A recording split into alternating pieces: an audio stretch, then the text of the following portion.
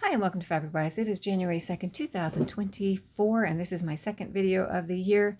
I filmed it yesterday, but I forgot to put this little board over here on the side up, and you can see all the junk that was over there, and I've downloaded it, but I probably won't use it on that one. I want to try to refilm it so you're not looking at that. That's kind of ugly.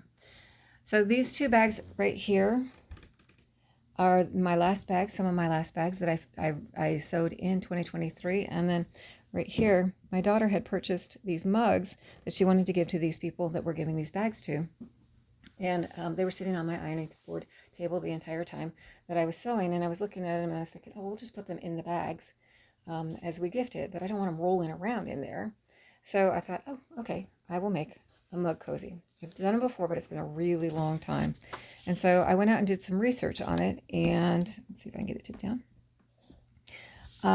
What I wanted to know was, what are people using for insulation on their mug cozy? And so I fast forwarded through a bunch of, not a bunch, just a few videos to figure it out. And I found people were using fusible fleece, and someone was just using just fleece, which was kind of interesting, I thought. And then, because I have a lot of fleece. And then I found, someone suggested Insulbrite, but she didn't use it. I'm pretty sure. I didn't watch her whole video. But most, and then quilt batting. And so what I decided to use was quilt batting for this. And so this is my first prototype. And while I was out there, I found this free pattern from Online Fabric Store for a cozy. And so on this mug, it was on their pattern. It's opened all the way up. You cut around it. All your pieces, your two fabric pieces, and then they have one for your interfacing because it's a little bit shorter, smaller. And then you make your cozy.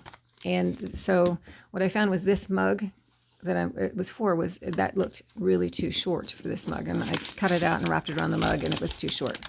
So rather than play with the pattern and try to figure out how to elongate the pattern, I took the measurement of the mug, I divided it in two, and then I just folded this distance to be half the distance of the mug the distance that I thought I needed for the mug. And then I just cut it on the fold of my fabric.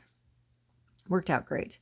On that, I cut out the batting, and I just kind of shifted the pattern to cut it out a little bit shorter. And then I trimmed it what I needed to trim off it. So that came up with this one right here.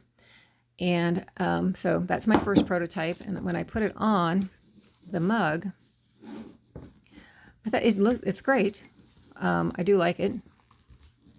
But my first thing was I didn't want this big of a gap.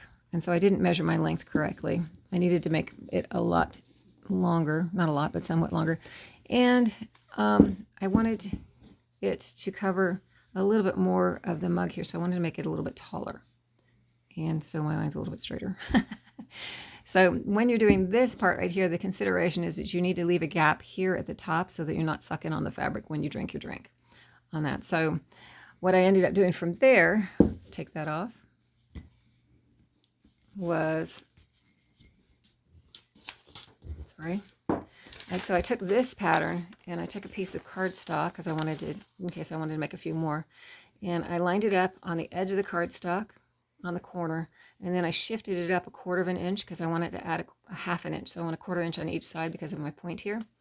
And then I shifted it in 1/2 an inch here because I wanted to make it an inch longer, and this is going to be on a fold, so 1/2 an inch plus 1/2 an inch would give me an inch on that one. And so this was the edge of the cardboard. I put a dot here where this was, so right here, a dot here. I put a dot here, a dot here. I drew my line here at 1/4 inch taller, and I put a dot here, moved that, and then I just, from this dot to this dot to this dot, through this dot to this line, I drew a line.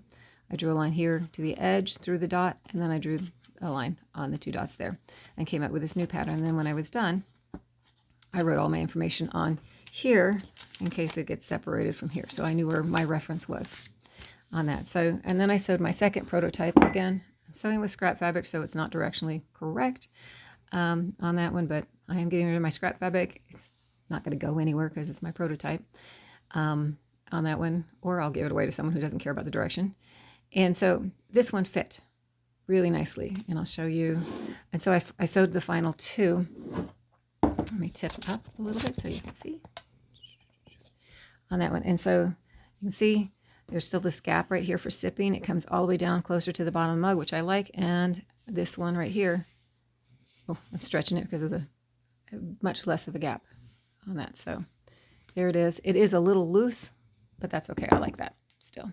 So it'll fit a couple different mugs. I tried it on this mug, it fit, and I tried it on this mug, it fit. Obviously not quite as tall because these are taller mugs, but it does go around the circumference of the mugs on that one. And so I did this so I could quickly put them on. So there they are. There it is. I hope you like it. I hope that wherever, whenever you're at, you're having a great time, and thanks for watching.